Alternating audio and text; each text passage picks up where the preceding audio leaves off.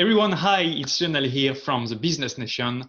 And today I'm thrilled to be talking with Linsey from Muchmore Design. Hi, Linsey. Hello, how are you? I'm very good, thanks. How are you today? Good, thank you. It's a nice sunny day, so I can't complain. It's a nice sunny day, especially for me in Bournemouth, as you can see, Yeah. behind me, hopefully. So a quick word about Linsey. So she's been working as an interior design with London's leading firms. She's got 10 plus years experience on that field. She's won multiple awards and she started Muchmore Design back in 2017. And you've been working since then with massive groups in the property sector, such as Berkeley, Savills, and so on. Set in London, but I understand that you also run projects both locally and internationally. So all of the UK, of course, but also Portugal, New York, and La France, if I'm correct. Yes, that's correct. Excellent. So today, Linsey is going to give us our expert opinion about essentially how to make the best home office, which is obviously a very topical question, isn't it? But I guess the first question would be, where's the best place to have your home office? So ideally, it would be in a separate room. But obviously, not everybody has that luxury of having a separate kind of office space. So I'd say kind of find the next best room, and typically that would probably be kind of like your living room, dining room, bedroom, something like that. So if you are finding that you've got your desk and you want to put it in your living room, let's say, I think about solutions to kind of conceal the kind of working space. So really good ways to do that are with maybe freestanding decorative screens, which act as like a good partition. So you can kind of close off that kind of space to your working space and close off maybe your living space, so you don't feel like you're in the same room really. Also great ways as well as with planting. So I love plants in offices. I think they're really important in the home and offices, but they're also a great way to kind of act as like a bit of a barrier as well, and a partition with the other space. When I actually set up the business, I worked from home in my first apartment, and it was in my living room. So I actually did something where I had my desk in the corner, and then I used like a bookcase, open bookcase storage unit. So it was like acting as storage, but also it was partitioning off my kind of working area with the living room. So when I finished, working in the evening, I didn't feel like I was looking at my desk. And when I was working there, I didn't feel like I was working in my living room. So partitions and screens are a really good way to kind of help with having your desk in an open plan room. I'd actually say the best room, funny enough, I think if you are in a situation where you've only got your living room, your bedroom, I'd actually choose the bedroom, because that's probably going to be the quietest room in the day, especially if you're living with other people. Because I'm probably going to be in like the living room or the kitchen, so there'll be noise going on. So if you're in your bedroom, it's probably quite quiet. And if you're using the screen technique, again, when you're in bed, you're not looking at your desk. So yeah, they're kind of like a few ways I'd say if you haven't got your own separate room for an office. Excellent. So you mentioned a few things here. You've mentioned lighting, you've mentioned plants, which, as you can see, I've got one behind, which is great. You mentioned screen. So out of these, which one would you say, or in fact, what do you say is the first step someone has to take to create their home office? So I'd say the first step is really kind of to, once you find the perfect spot, is basically lay out the footprint of it. So you want to kind of measure what the spaces you're working with. And that the way that I do that actually, and I do that with a lot of my clients, is I measure out the footprint, and then when I'm starting to look for pieces like the desk or the chair, I'll start kind of masking them out on the floor. This is a really good way to kind of visualize how much room they're going to take up, and you can kind of see them in position of where they want to be. So I actually think masking tape on the floor can be a really good way of visualizing it. So before you order anything or start moving furniture from one room to the other, measure the area and then start measuring the pieces that you've got or pieces you want to find. So it just saves the hassle of buying something and then it arrives and you're like, oh, God, it doesn't fit.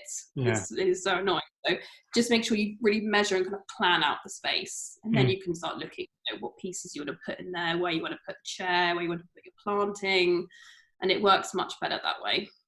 Okay, excellent. So for some of us who don't really have the, let's say, the eye or the artistic eye what's a good home office or not.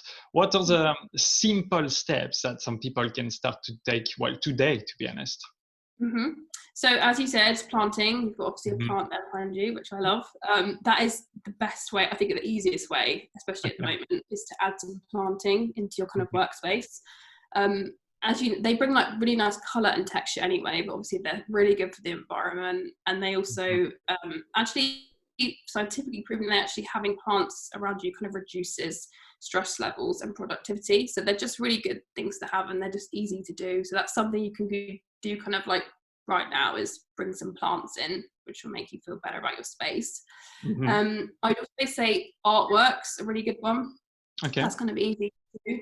And I like, finding kind of pieces of artwork with maybe some inspirational quotes that you like. So you can kind of look at them throughout the day. You can bring in some color on the walls with the artwork. So they're kind of ways you can do things without kind of doing too much work necessarily, and they're more kind of freestanding pieces that you can move and take off. If you did want to kind of go a bit further, you could look at adding some obviously color to the walls with paint. Everyone's got a lot more time on their hands, so it's easy to kind of do some DIY at the weekends if you're good with a paintbrush. And actually, if you have your desk maybe in your living room, you can do some nice kind of color blocking on the walls of where your specific desk is, which again is a nice way to zone it, so make it feel like a zone space. So yeah, I'd say artwork, planting, and if you've got the time, get some paint on the walls. Or if you've got the skills as well, because I wouldn't necessarily trust myself with a paintbrush at the moment. No, exactly. Brings me to my next question. So you've mentioned a couple of times budget, or even spending a bit of money. So let's say you have you have some money you're happy to invest, because it is an investment. It's not that much an expenditure, because at the end of the day, it's for your well-being, as you said. Surely I can imagine that it's very easy to invest in the wrong things or invest in the wrong place. So when it comes to budget, where would you say we should save versus where would you say we should splash? So I think maybe an element you could save on is actually the desk itself. There's so many nice desks out there that look really good. Actually, practically, they're not good. Like, they don't have storage in them. There's no drawer space. And I've been in a position where years ago I bought a desk and it looked amazing, and I started using it. And I was like, I can't like put anything in there, and I was just getting paperwork everywhere, and it's a nightmare. So I think with a desk, actually, you can find quite really good, reasonable desks for a good price that actually have a lot of storage in. So I'd say that's probably an area you could save in. Also, there's great kind of ways you can upcycle old desks as well. With some paint, wood, varnish it. But I think that's probably an area I'd save on, is actually the desk. The thing that I'd splurge on, and I always suggest, is the desk chair. The desk chair is so important because you're in that chair for like 40 plus hours a week, and you need to make sure it's ergonomically friendly for your back and your posture. So I always suggest splurging on that. And kind of key things you should probably make a note of when you're kind of looking for a good desk chair is make sure you consider the height of the chair. If it has arms, make sure it can, some people like their arms underneath the top of the desk. I actually prefer desk chairs that are adjustable. So you can adjust the heights on them, you can adjust the arms, because the fixed ones aren't that good for your back either. They might look nicer, but they're not as good for you. So obviously you want it to look nice, but I just think you should put more of your money in the chair, because you're sitting in it every day. It's like your bed, you sleep all night on it, so you want to spend a bit of money on your mattress. It's the same thing with the chair. So I'd save on the desk and splurge on your chair. Definitely. That's interesting, because I'm pretty sure a lot of people would invest a huge amount on the desk, thinking, as a piece of furniture, I guess. But yeah, it's very interesting to think actually it's not going to make you more productive as such. So on that note, how much, from your expert opinion, how much is realistic to be spending on a home office? Obviously, the sky is the limit, but what should be some sort of minimum? Well, we get asked that question quite a lot from our clients, like not just specifically office related, how much can I spend on my kitchen? How much can I spend on my living room?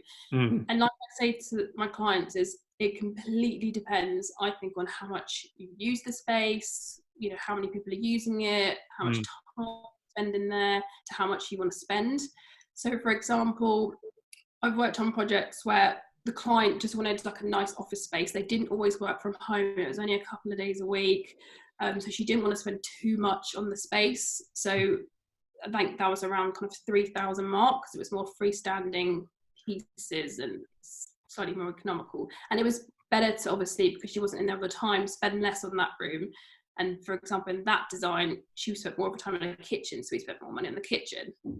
But then another instance, we worked on a project where the client worked from home all the time, had a business at home, so they wanted to invest more in their office.